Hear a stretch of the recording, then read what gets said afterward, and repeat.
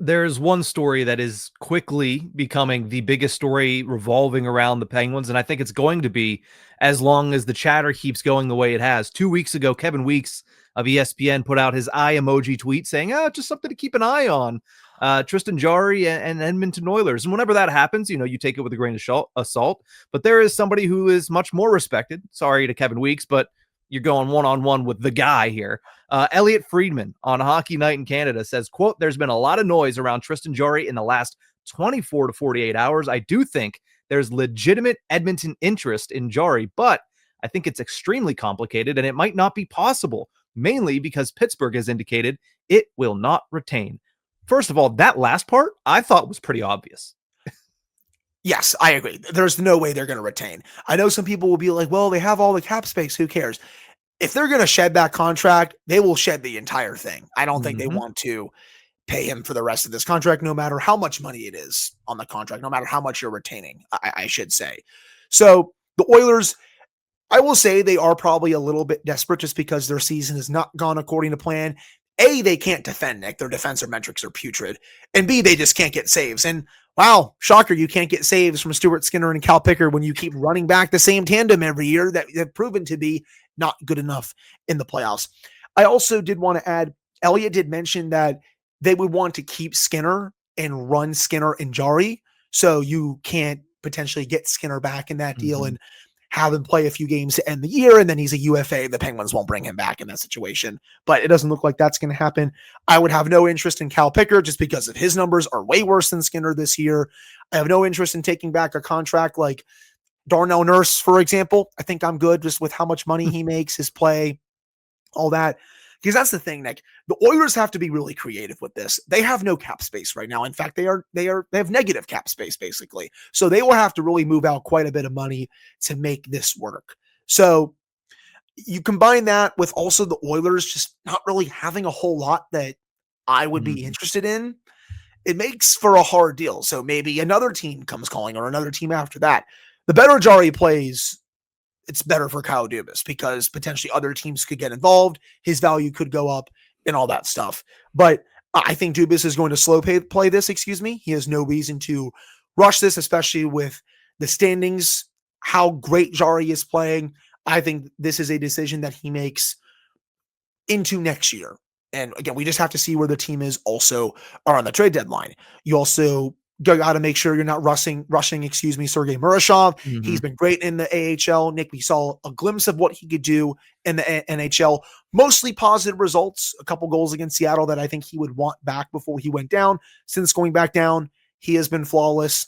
But I still would like him in an ideal world to get a full year this year before he makes the team next year. I know Blomqvist is still in the organization. You have that option.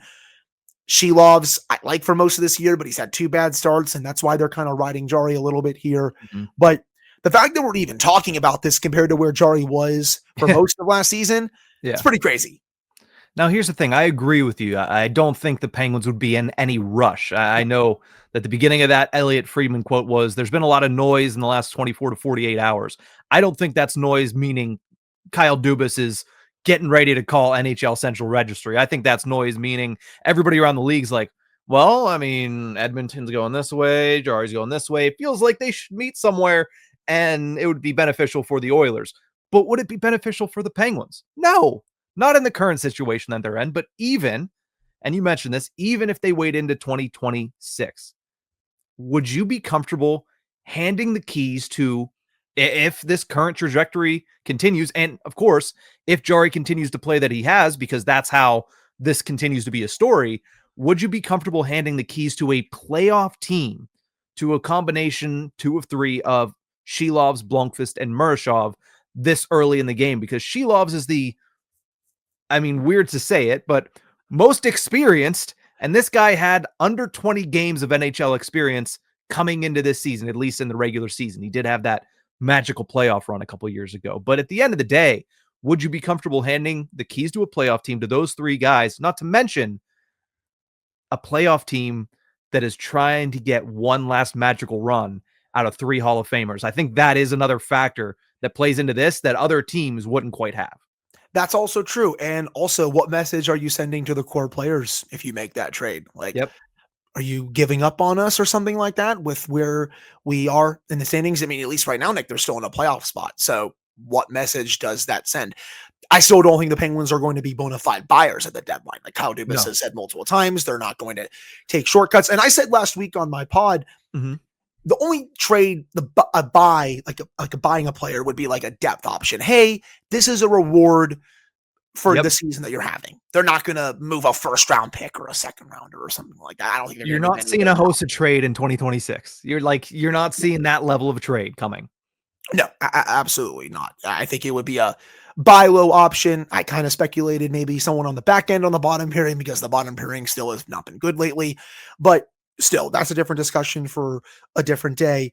But it's tough. Like if say Jarry does keep this up, and he goes into 2026, he still keeps playing well January, February, and even into March, I would still get nervous about potentially making that deal, giving it over to Silovs. But we also do have to see, Nick, how Silovs plays going forward. He's had a couple really rotten starts in a row. The Toronto game was especially bad. How does he respond once he gets back into the crease? It's obvious that Dan Muse has gone away from the platoon/rotation, which is the right call. Jarry has been playing great, but he's eventually going to go back to Silovs. So how is he going to play? How are the other two options in Wilkes-Barre going to play in Blomqvist and Murashov? Both have been very good this year. Blomqvist just came back from injury. He's been solid. Murashov has been lighting it up. I mean, water is wet with that one, but he still only has a few games of NHL experience. Would you be comfortable going into a playoff series with him as one of your options? It's definitely risky, but also, again, still have to see how Jarry does in 2026. So, at the end of the day, they can be very patient with this, which is great. Like the standings are affording them that patience.